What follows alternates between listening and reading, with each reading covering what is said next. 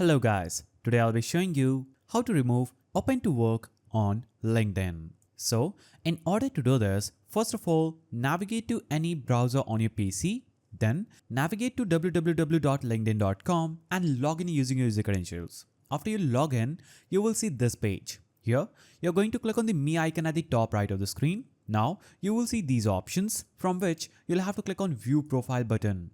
Now, you will see your profile appearing at this page. Here, you are going to simply click on this pencil icon just at the right of Open to Work button. You'll have to simply click on this pencil icon. Now, scroll down on this page and click on the delete button.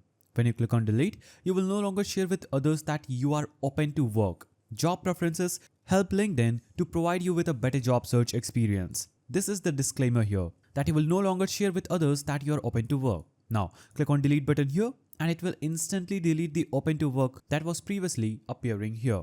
As you can see, the open to work is no longer on display. So that is the simple way to remove open to work on LinkedIn. If you found this video helpful, please don't forget to give it a thumbs up and thanks for watching.